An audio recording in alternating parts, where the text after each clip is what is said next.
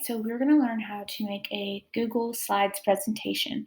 So obviously you need to be in Google Chrome, go to your waffle and click on this yellow icon that says Slides, okay? Now once you're there, this screen will show up and all of these are templates that you could use. So if you have something similar to an invitation, you might click that, or if you have a book report that you'd like your kids to do, or if you want to give field trip information, there's also more templates here that you could check out.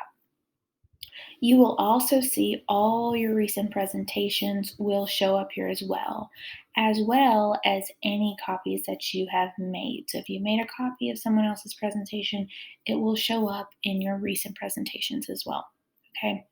In order to create a new one, you can click this blank right here, and it will give you a blank presentation. Now, there are some similarities and differences to Google Slides and PowerPoint. I know that some people feel like PowerPoint is a little bit more user-friendly. However, Google Slides is a lot better to collaborate and to share with because, PowerPoint you would have to download and attach, whereas Google Slides you can share the link or even add a collaborator so they can see your work or add work in as well. So that's the really great part of Google Slides. Now, to get started with Google Slides, you can choose a theme. So you can select any of the themes over here, or if you found one from another website, this is also where you can get it from by pressing Import Theme. And let's say you have them up here because you would have uploaded it this way. Or maybe you like one from a PowerPoint presentation, you want to upload it from your computer. That's where you would do that. Or you can go with a blank, as this one is, go to background. You can just do one color and you can say add to theme. And so every single slide will be that color. Or you can choose image, whether it's from your computer, you could browse and you say, okay, I would really like to use, where's that basketball at? Really like to use a basketball as my image in the background. And I'm going to press add to theme. Now some of the images don't look that cool, like this one's kind of weird because it doesn't look like its actual shape. So that might be something to think about. Or you could go to Google Image Search, Google Drive, Photos, by camera, whatever. But if I did Google Image Search, I might type in blue and green background. And I might say, ooh, I really like this one. I'm going to press Insert. And if you press Add to Theme, it will change all the slides to look like that. If you only press Done, then it will not. It will only show up as one slide. So make sure you press that if you want them to all be that way. And once you've done that, you can just add slides by coming over here. So this is to add a new slide. So if you want just the traditional title and body of work, that you just press the plus sign. If you would like to choose a different option, you press this down arrow right here and it gives you different options. Let's say you want a title and 2 columns, you click on that, okay? Before you keep working, I would highly recommend you adding a title, just because sometimes we forget to do that. And it's kind of harder to find whatever work you did if you have a bunch of presentations. Now, the cool thing about Google, though, is whatever you did on here, you never have to save. It's automatically saved. So you will have the option to come back and work. Even if you exit out everything, it will still be there unless you magically deleted it on purpose. So that's my presentation right now, okay? So if I want to come to my title page, and I already did the background, I have a theme going, and let's say, you know what, I would really like to, make my text box a different color. I could go to this button right here, and it says Fill Color. Let's say I want it white so it's easier to read, okay? That allows me to do that. And now let's say I want to give it a border. so that it is clear that this is the title, and I want to make it bold. This just tells us how thick we want to make that border. This allows me to change the style of the border. Okay, so if I wanted it to look like that, I could, and notice it went away when I didn't click on it. So if you don't click on the text box, those options will not show up. If you wanted just a traditional one, then boom, you're fine. Okay, now let's say I magically delete this text box. You can go to this button right here where it says T, it says text box, recreate it. You can even make it a new size if you want it to. Boom, white. We wanted a green color. We wanted it at 8, and we wanted to stick with that. Okay, then you come over here and you can choose whatever font you want. So you have all of these great options, but let's say you don't like any of the options here. You can go to more fonts and choose whichever ones you want to add, press OK, and they will show up in your options. Here is where you just decrease or increase the size, bold, italic, underline, change the text color.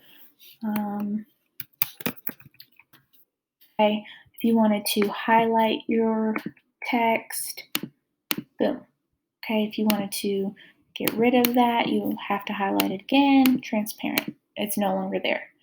This is for you to insert a link, which is super important if you want to have students go to something specific.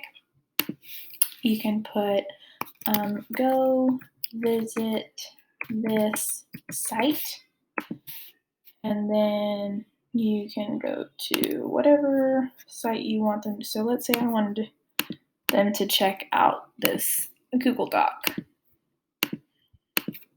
Boom. And so now it shows up as a link. They can click on it. They will go there. Okay. So that's a link. This is if I wanted to add a comment. And the interesting thing about comments is when you share this presentation, not everyone will have access to your comments, is what I've learned.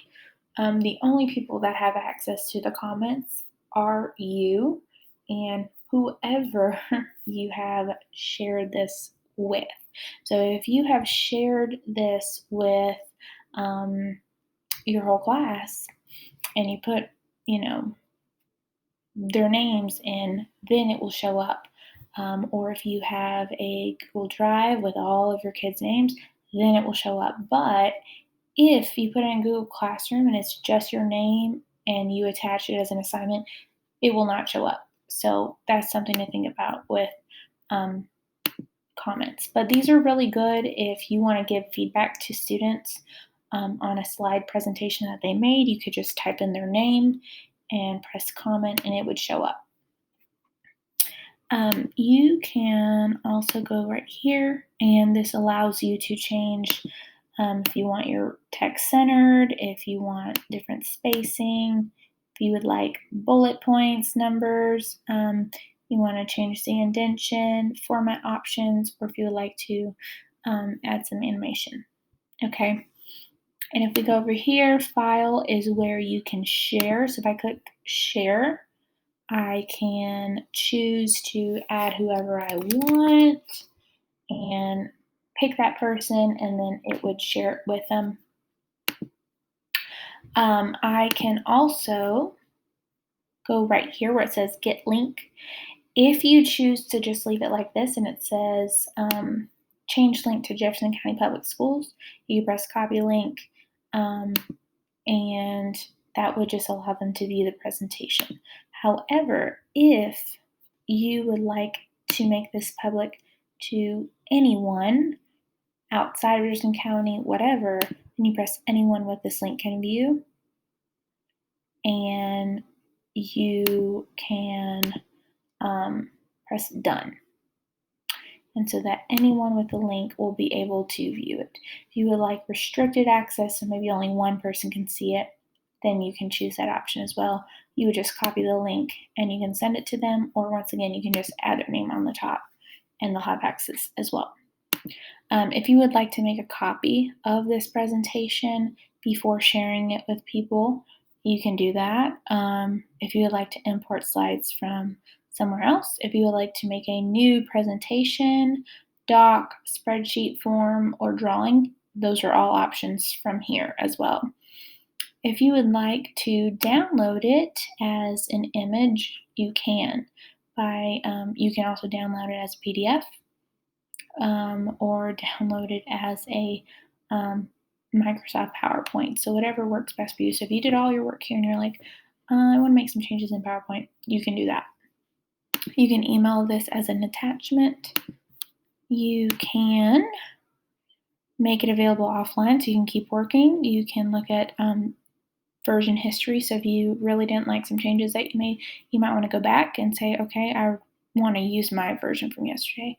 You can rename it by clicking here or just going back to the text box. You can move it to the trash. That's how you would delete it. You can change the language, which is super cool when you think about the students that we work with. So I'm like, I would like to turn this to Espanol. Boom. You can click on this and say file, language. Yeah, and that should start.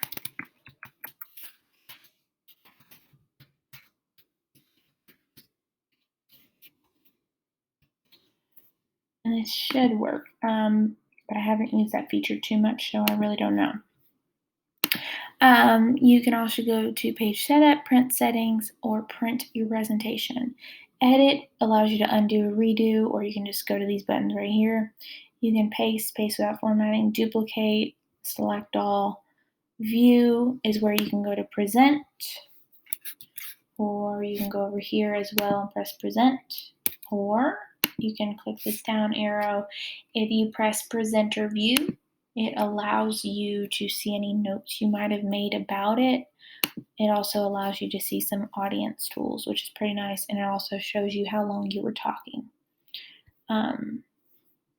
Okay, so if we go back here, you can also press present with a remote. So if you download the app to your phone and so like this, it will allow you press start remote. You put this code into your phone and you can control it from your phone, which is really great and super helpful. You can also insert image, text, audio, video, shapes, tables, diagrams, word art, lines, arrows, new slides, slide numbers, all of that great stuff. Formats. You can duplicate a certain slide. You can change the background, put new layout, add some transitions. You can arrange them. There's spelling feature, spell check. There's explore, which allows you to look at different things that you need to find. Dictionary, voice type, speaker notes. This is really helpful for people that if you press this button and you have your computer open, then and you're listening to a lecture, everything that the speaker is saying will be typed for you. So that's a pretty nice feature. You can also download some add-ons that might make it easy for you to create more interactive presentations. But those are the basic features. And so the next few videos, we'll look at some different things that go a little bit deeper into Google Slides.